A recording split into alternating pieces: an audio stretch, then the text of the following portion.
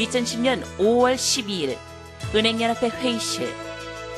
금융노조 양병민 위원장과 은행연합회 신동규 회장을 비롯한 금융기관 노사 대표자들은 2010년 제1차 산별교섭을 가졌다. 이제는 명실상부하게 이 법인으로 발족한 마당에 진짜 이 노조와 이제 사용자협의회가 금융산업 전체의 좀 건전한 발전과 또 어떻게 하면 거기에 종사하는 우리 금융인들이 자긍심을 갖고 이 사용자협의회라는 법적 단체를 저희들 사용자 측에서 구성을 해서 상당히 금년 협의가 의미가 있을 것이다 이런 생각을 합니다. 2010년 드디어 구성된 사용자 단체. 그러나 금융노동자에게는 그 어느 때보다 험난한 교섭이 기다리고 있다. 2010년 7월 23일 금융노조는 창립 50주년을 맞이했다. 지난 반세기 금융노조는 숨가쁘게 달려왔다. 그러나 금융노조의 앞길은 더 많은 우리의 투쟁을 요구하고 있다.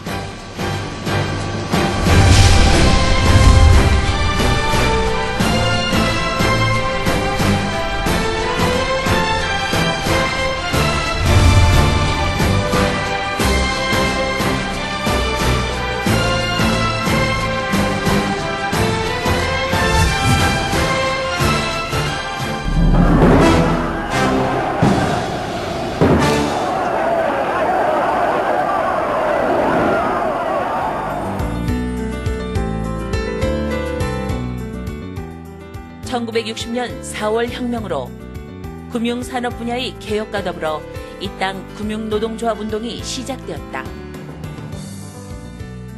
노동계 전반에 확대된 민주화와 자주적 단결권의 확보 노력으로 1960년 6월 1일 조흥은행 노동조합이 결성되고 금융권에도 신규 노동조합이 잇따라 결성된다. 1960년 7월 23일 각 은행 노동조합은 공동의 목표 달성과 연합 전선으로 은행 경영자와 대항한다는 원칙에 합의하고 조흥, 제일, 한일, 서울, 상업은행이 중심이 되어 전국금융노동조합 연합회를 결성한다. 5.16으로 해체되었던 금융노조는 1961년 8월 19일 산별노조로 재결성되어 전국금융노동조합으로 다시 출발한다. 제1은행 강당에서 열린 이날 발족식에는 창립 8기인 46명이 참석한다. 초대위원장에는 제1은행의 남준현 선배가 선출된다. 이날 선언과 강령을 채택하고 토의에 들어가 이후 발족하는 한국노총에 가입할 것을 결의한다. 60년대 당시 은행에서 과다한 업무로 일을 하다가 졸도하고 심지어 순직까지 하는 상황에서 60년대 금융노조는 조합원의 권익 확보를 위해 한 걸음 한 걸음씩 나아간다. 1964년 금융노조 창립 후 최초의 단체 협약이 각 은행 지부별로 체결된다.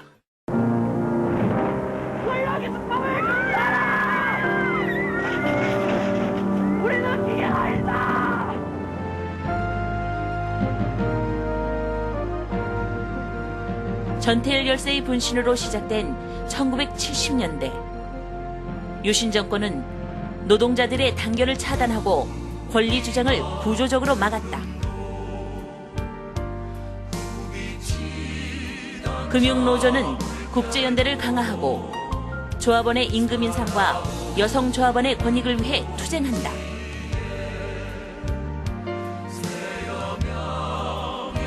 (1970년대) 금융노동자들은 신규 노조를 결성하고 민주노조 사수투쟁을 전개하였다.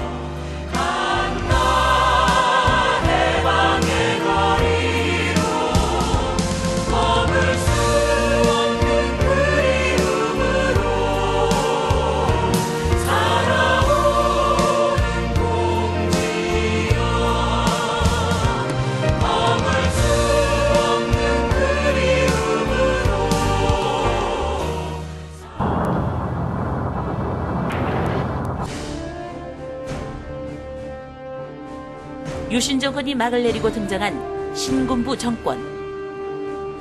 6, 70년대 피땀으로 건설한 민주노조는 신군부에 의해 강제 해산되거나 무력화된다. 신군부는 노동법을 개혁하고 다양한 정책적, 행정적 수단을 동원하여 노동자들의 단결을 막는다. 금융노조는 산별 체제에서 기업별 체제로 강제 개편되었다. 87년 민주항쟁의 깃발이 오른다.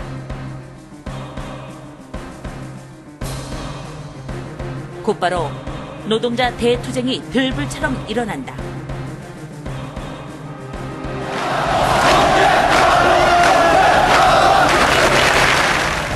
화이트 칼라, 넥타이 부대라 불리는 금융 노동자들은 사회 민주화와 금융 자율화, 금융악법 철폐 투쟁을 전개한다.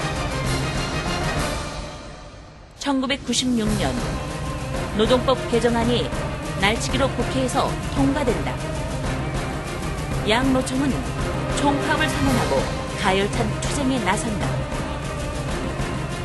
양 노총은 전국 각지에서 다양한 투쟁을 가열차게 전개하였다. 투쟁의 성과로 김영삼 대통령은 대국민 사과를 하고 노동법 재개정을 청명한다. 마침내 1997년 3월 11일 노동법 개정안이 국회를 통과한다.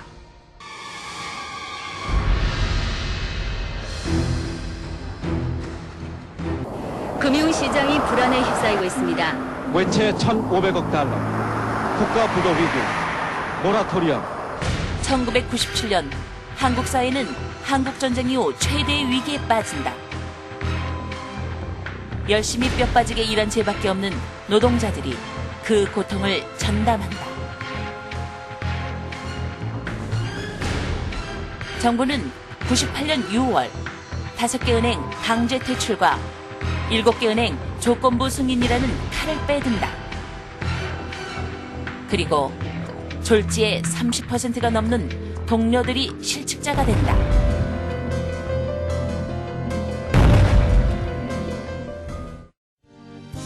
IMF 외환위기 이후 계속된 금융노동자들의 절박한 생존권 사수투쟁.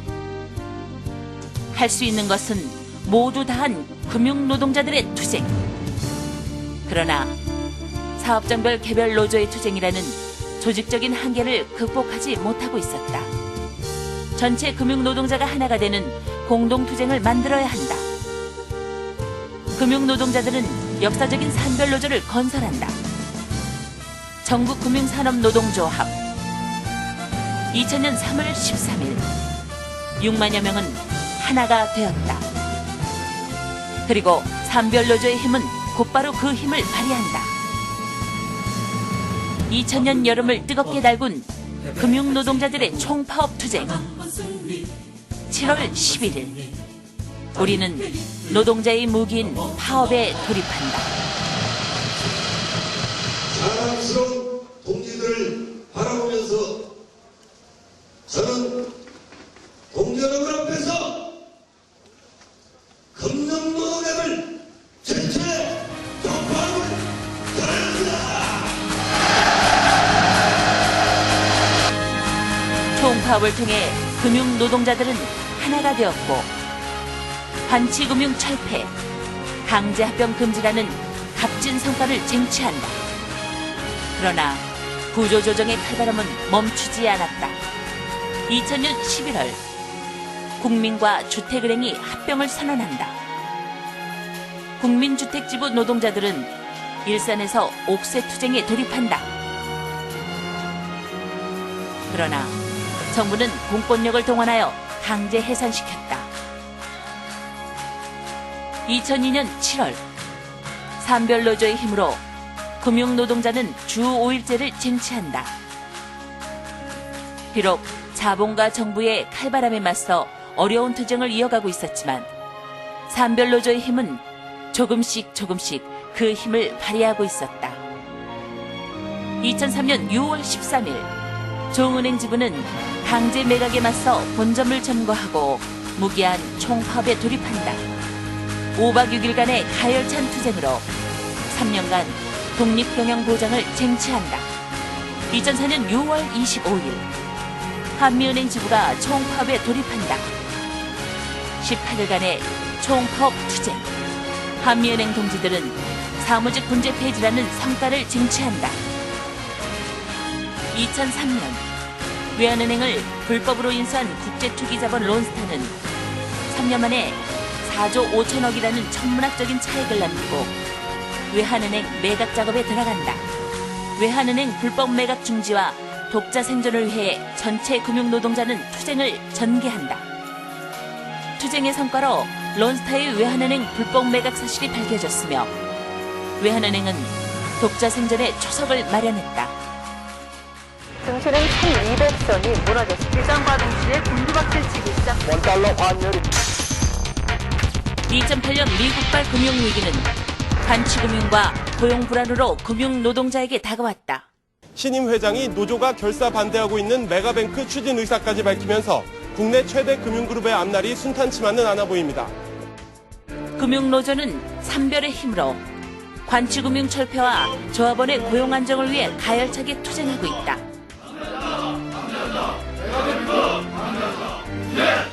금융노조는 비단 양은행의 협병만을 반대하고 동업원들의 고용을 우려하는 차원에서의 투쟁이 아니라 우리나라 금융산업의 건강하고 올바른 발전을 위한 애국의 차원에서 투쟁하게 될 것임을 분명히 해두고자 합니다.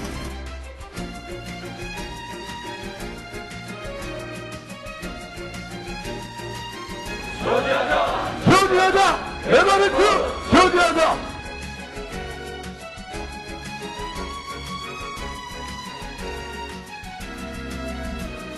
진통을 겪었던 노동관계법 개정안이 오늘 새벽 국회의장의 직권상정으로 전격 통과됐습니다.